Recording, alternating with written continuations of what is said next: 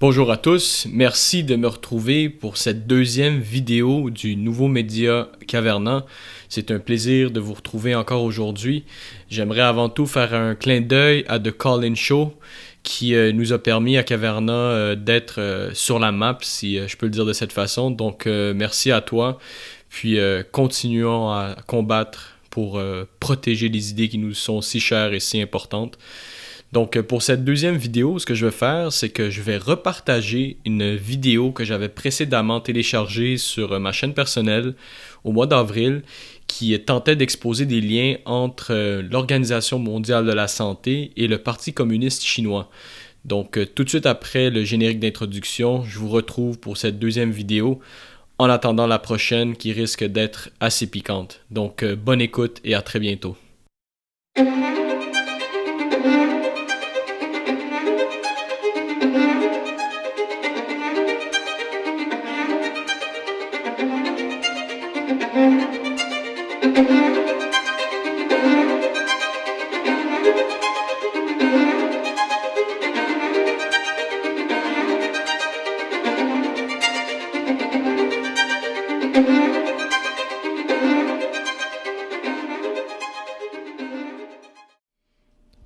Le Québec est un endroit spécial. Les Québécois n'aiment pas la chicane. Ils sont tolérants et modérés. Mais comme on dit en bon français, des fois il faut brasser la cage, surtout si on veut que les choses changent. Depuis le 14 mars, nous sommes tous confinés de façon obligatoire. Je ne vous cacherai pas que depuis le 15 mars, j'étais déjà impatient de sortir de la maison. Il y a un adage politique qui dit de ne jamais laisser une crise aller à la poubelle. J'ai commencé à m'inquiéter à ce moment-là des ramifications négatives que pouvait avoir cette crise sur nos libertés individuelles. J'ai tout d'abord cherché à valider la prémisse comme quoi il y avait bel et bien un virus. Plus je lisais, plus je constatais qu'il y avait contradiction par rapport à l'aspect scientifique. Certains attribuaient le virus comme étant d'origine animale, des chauves-souris provenant des marchés alimentaires chinois, aussi appelés en anglais les wet markets, alors que d'autres parlent du virus comme étant bio-manufacturé dans un laboratoire chinois à Wuhan. Jusqu'à aujourd'hui, la genèse exacte de ce virus est inconnue.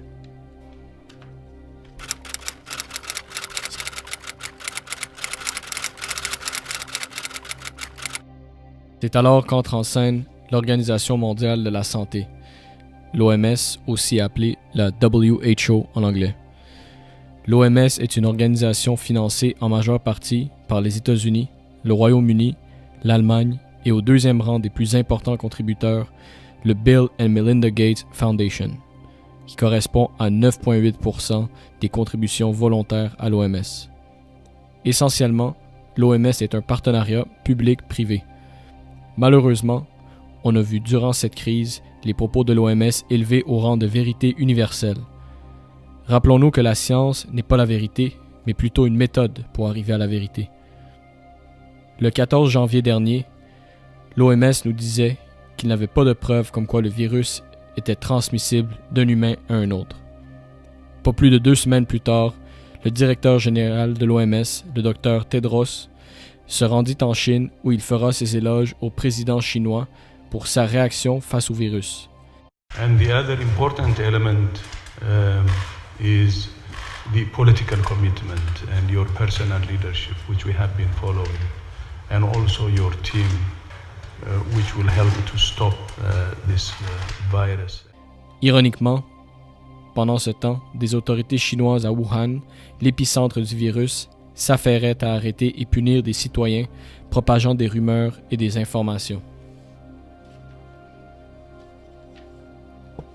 Malgré des évidences claires démontrant une certaine négligence provenant de la Chine, le directeur général de l'OMS continue à faire ses éloges du pays communiste et ce en date du 20 février.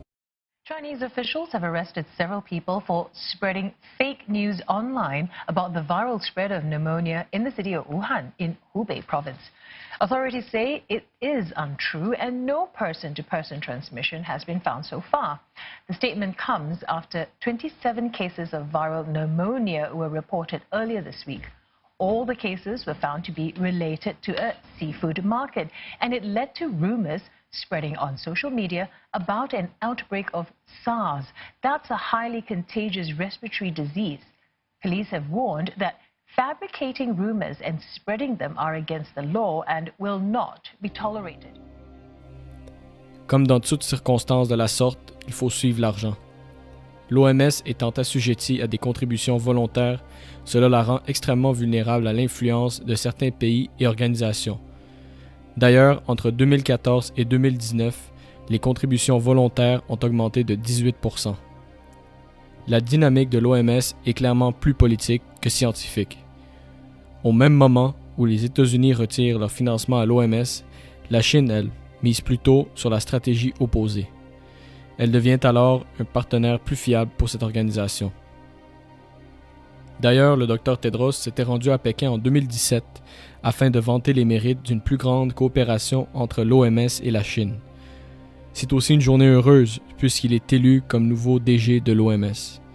Il réitère aussi cette journée-là son adhésion au One China Policy qui affirme qu'il y a un seul État souverain sous la bannière chinoise. Mais qui est le Dr Tedros? Ancien ministre de la Santé et ministre des Affaires étrangères de l'Éthiopie. Avant son élection victorieuse qui lui assura le rôle de DG de l'OMS, Dr Tedros fut accusé d'avoir dissimulé 3 épidémies de choléra en Éthiopie, lorsqu'il était ministre de la Santé. Pour sa part, il déclara que tout cela n'était qu'une campagne de salissage à son égard. À l'époque, des membres officiels de l'OMS avaient déclaré sous le couvert de l'anonymat que des fonctionnaires éthiopiens cachaient la vérité au sujet des éclosions de choléra. De plus, durant des éclosions précédentes, le Guardian et le Washington Post auraient rapporté que des fonctionnaires éthiopiens mettaient de la pression sur des agences d'aide afin d'éviter d'utiliser le mot choléra et de ne pas divulguer le nombre d'individus atteints. Notons qu'historiquement, plusieurs pays ont tenté de dissimuler des éclosions de maladies de peur qu'ils ne se voient imposer des restrictions de déplacement pour voyage, que le tourisme en soit affecté, ou possiblement de peur de voir leurs exports d'aliments affectés. Je ne ferai pas ici le procès du Dr Tedros. Mais en lumière des inconstances des autorités mondiales, nous devons, nous, Québécois, nous poser la question suivante. Allons-nous suivre les recommandations d'un organisme mondial dont l'allégeance reste à déterminer, ou allons-nous prendre des décisions en tant que peuple souverain et rationnel? Nos politiciens se rangent derrière des scientifiques qui ne semblent même pas être d'accord entre eux. Nos élus se doivent de prendre une décision difficile mais nécessaire, qui est celle de réouvrir notre économie.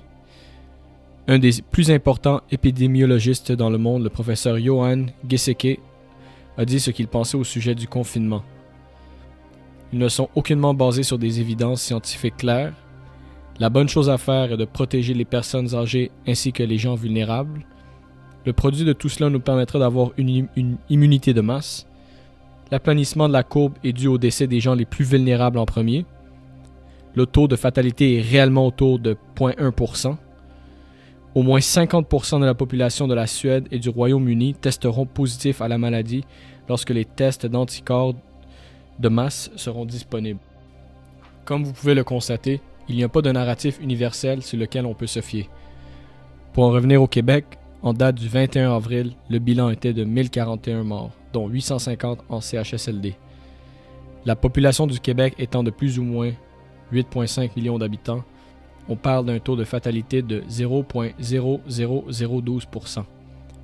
Ces chiffres ne tiennent pas en compte les individus asymptomatiques, donc on peut en déduire que le taux de fatalité est encore plus bas. Certains diront que la sécurité est plus importante que la liberté. À cette proposition, je dis non. Preuve en est, nous, citoyens, choisissons sur une base régulière de valoriser notre liberté au détriment de notre sécurité. Nous prenons notre véhicule, l'avion, faisons des sports parfois extrêmes, allons à des concerts et dans des restaurants. Nous faisons confiance à des étrangers pour nous trimballer d'un endroit à un autre, que ce soit en taxi ou en Uber. Certains s'engagent dans des pratiques sexuelles douteuses et j'en passe beaucoup d'autres. Il est possible que certains individus croient que leur sécurité est plus importante que leur liberté. Toutefois, leur comportement n'est pas cohérent avec leurs actions, puisque dans celle-ci, ils démontrent clairement que la liberté est au sommet de leur hiérarchie de valeurs. La monnaie d'échange dans une société libre est la confiance que nous avons l'un envers l'autre, ce qui nous permet de prioriser la liberté au-delà de la sécurité. L'élévation de l'individu au-dessus du collectif a été l'une des idées les plus profondes et les plus transcendantes du siècle des Lumières et constitue l'un des fondements de la prospérité des nations occidentales. Une pandémie n'est pas une bonne raison pour renverser ces fondements. La question des libertés individuelles est, à mon humble avis, la raison pour laquelle ce confinement doit être contesté avec vigueur. Les scientifiques, les épistémologues et les autres autorités ne sont pas d'accord entre elles au moment où l'on se parle. Drôlement, les politiciens se rangent en arrière de ces experts, ce qui leur permet de camoufler leur inconstance dans cette crise. Plus la crise se prolonge, plus les dommages au niveau de notre psychologie de masse seront importants. Des entreprises et des familles seront détruites, sous prétexte que les vulnérables doivent être protégés. C'est encore une preuve comme quoi notre monde est gouverné par la minorité plutôt que la majorité.